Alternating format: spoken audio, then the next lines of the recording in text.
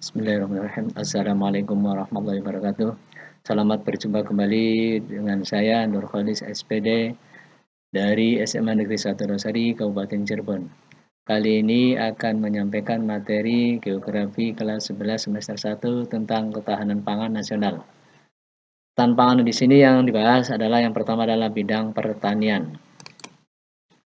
Sebelum pembahasan lebih lanjut tentang ketahanan pangan, kita lihat dulu pengertian ketahanan pangan menurut Undang-Undang Nomor 7 Tahun 1996. Ketahanan pangan adalah kondisi terpenuhinya pangan bagi setiap rumah tangga yang tercermin dari tersedianya pangan yang cukup, baik jumlah maupun mutunya, aman, merata, dan terjangkau. Kemudian diperbaharui menurut Undang-Undang Nomor 18 Tahun 2018.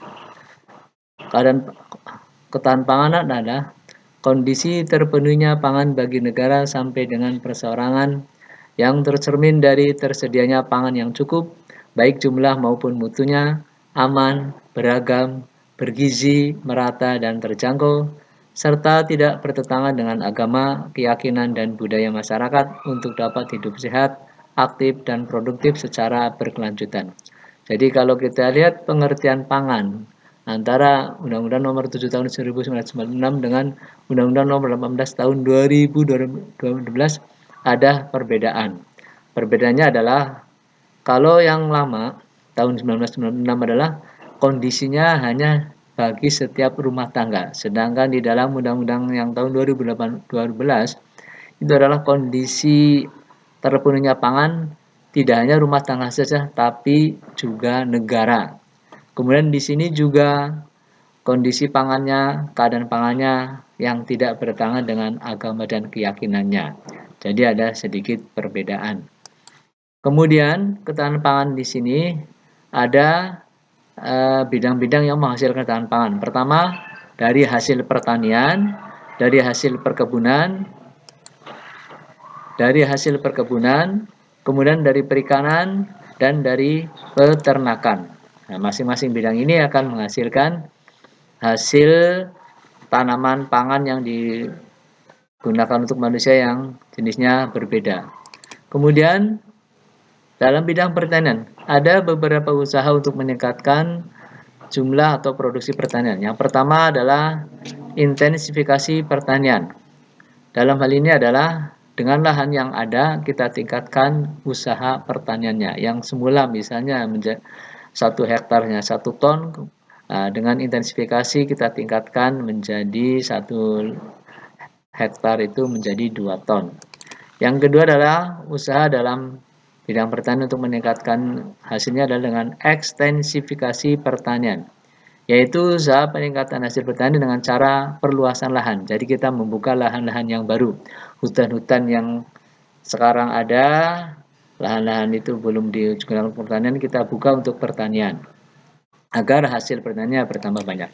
Yang ketiga tentang diversifikasi pertanian, yaitu usaha peningkatan hasil pertanian dengan cara menanam berbagai jenis tanaman dalam satu area.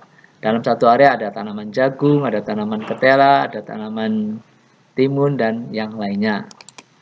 Kemudian yang keempat adalah mekanisasi pertanian, usaha peningkatan hasil pertanian dengan menggunakan mesin dan alat modern yang diharapkan akan meningkatkan hasil pertanian.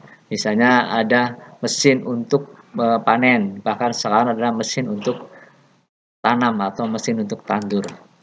Kemudian pilar pertahanan pangan. Pertama adalah ketersediaan pangan, yang kedua adalah akses pangan untuk supaya mudah mendapatkannya.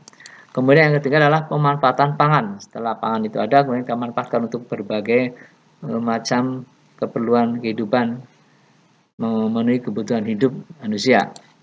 Kemudian yang berikutnya adalah faktor-faktor yang mempengaruhi ketahanan pangan. Pertama, adanya lahan. Semakin luas lahan, biasanya lahan hasilnya semakin banyak.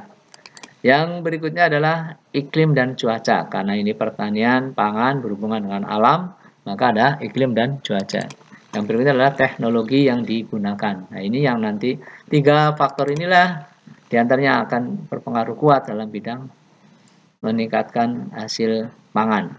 Yang keempatnya adalah tak ketinggalan pula adalah infrastruktur, yaitu keadaan jalan untuk melakukan penjualan setelah kita panen, nah kita akan jual hasil panen kita agar bisa digunakan oleh masyarakat yang lain yang membutuhkan.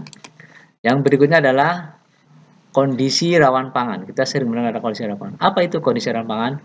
Yaitu kondisi individu atau rumah tangga yang tidak memiliki akses ekonomi pendapatan untuk memperoleh pangan yang cukup dan sehat. Jadi mereka kekurangan pangan. Yang berikutnya adalah tentang ciri-ciri rawan pangan itu.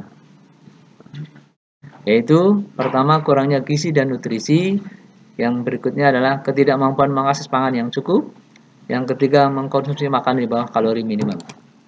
Kemudian berikutnya adalah tentang peta kerawanan pangan di Indonesia. Kalau kita lihat peta kerawanan di sini, yang bergambar merah adalah yang sangat rawan adanya kekurangan pangan, yaitu kalau kita lihat adalah peta di Pulau Papua.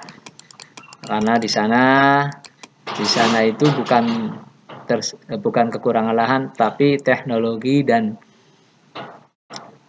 penguasaan teknologinya itu yang kekurangan, belum bisa mengolah lahan dengan baik, sehingga di sana belum banyak menghasilkan hasil pangan yang cukup, sehingga harus didatangkan dari Pulau Jawa. Di samping itu ada pulau lain, yaitu di daerah Nusa Tenggara Timur. Di sini adalah karena keadaan iklim yang kering. Di sana iklimnya kering, curah hujannya sedikit, sehingga sawah-sawah tidak banyak mendapatkan air, sehingga tidak bisa untuk menanam tanaman pangan.